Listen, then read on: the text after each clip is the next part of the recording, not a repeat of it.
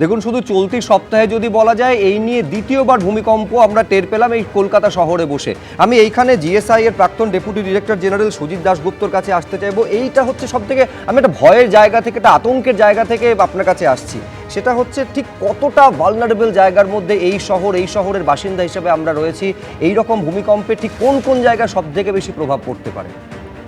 দেখুন, এই ধরনের ভূমিকম্প এই 5, 5.5 বা 6-6-এর নিচে যে সমস্ত ভূমিকম্প হয়, যেগুলো কিনা কলকাতাতে যদিও খুব রেগুলার বেসিসে হয় না, কিন্তু 1906 সালে হয়েছে, তারপরে 1964 সালে তো বেশ 5.8 ভূমিকম্প হয়েছিল।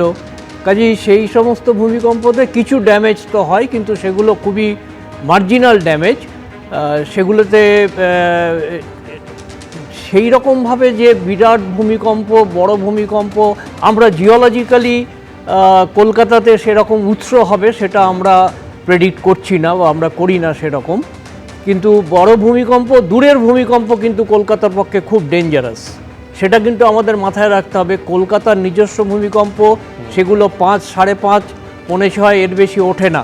কিন্তু দূরের ভূমিকম্প, ধরুন মায়ানমারের বড় ভূমিকম্প, শিলংয়ের বড় ভূমিকম্প বা আসামের বড় ভূমিকম্প, সেই যদি হয় 7.5, 8 যেরকম হয় সেরকম ভূমিকম্প যদি হয়, সেই ভূমিকম্প কিন্তু কলকাতাতে যা তার যে রিয়াকশন হবে সেটা কিন্তু একদম অন্যরকম।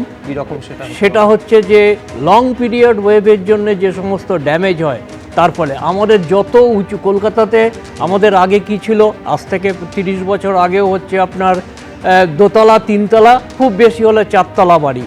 হ্যাঁ, এ যখন কাঁপবে তার কম্পনের মাত্রা হচ্ছে, আমরা বলি যেটা শর্ট পিরিয়ড ওয়েভে কাঁপবে সেগুলো।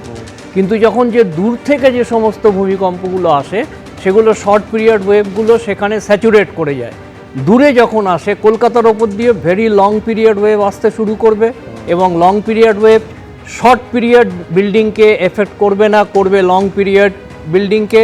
তার মানে 18 তলা, 20 তলা, 25 তলা, 30 তলা এইসব বিল্ডিংয়ে প্রচন্ড। এখন যদি কলকাতার চারপাশে তাকালে তো একের পর এক হাই রাইজ বিল্ডিং, হ্যাঁ, সেক্ষেত্রে সব থেকে বেশি প্রভাব পড়ার সংখ্যা বলছেন আপনি। হ্যাঁ, আপনারা যদি একটু পুরনো এতে ঘুরে দেখেন তাহলে দেখবেন 2011-তে যে আপনার সিকিমে যে ভূমিকম্প হয়েছিল, সেই ভূমিকম্পে সাউথ সিটির কি অবস্থা হয়েছিল।